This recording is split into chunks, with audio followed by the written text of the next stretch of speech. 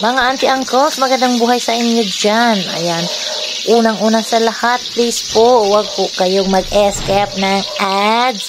At panoorin naman po natin hanggang dulo at sigurado naman may kapupulutan din kayo nitong kahit paano. Konting aral sa buhay o yung mga pinagdaanan ko. Ayan, please, huwag po mag-skip ng ads. Tayo ay magluluto ngayon ng ginisang sayote na may chicken at habang tayo ay magluluto ay may babahagi lang ako sa inyo na kaunting aral na natutunan ko.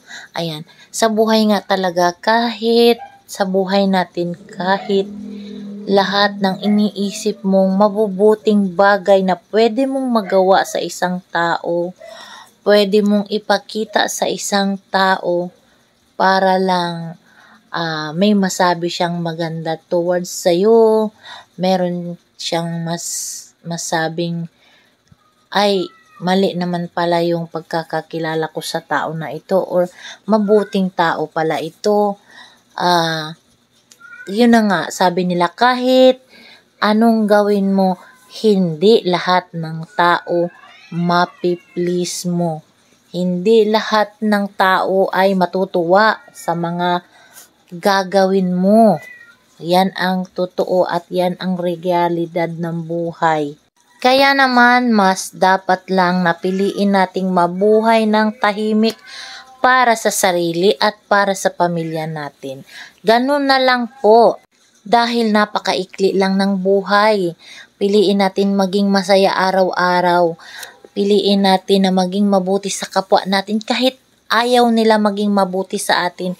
Piliin natin i-appreciate ang sarili natin, i-appreciate natin ang ibang tao. Kahit ayaw nila sa atin, kahit wala silang mabuting nakikita sa atin.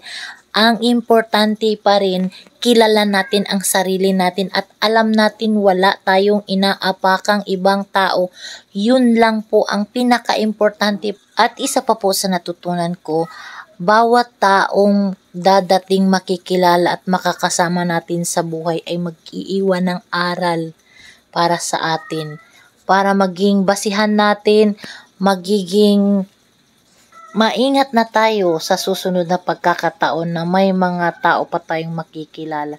Dahil habang nabubuhay tayo, imposible na wala tayong iba't iba at madami pang taong makakasalamuha. Matuto tayong isort ang sarili natin, idistansya ang sarili natin sa mga taong nananatiling kapintasan at kahinaan lang natin ang nakikita sa kabila ng buting ibinibigay at pinapakita natin sa kanila. Ayun lang, maraming salamat po sa inyong panonood. Again po, please, huwag po tayong mag-skip ng ads. Panoorin po hanggang dulo. God bless po sa ating lahat. Bye-bye!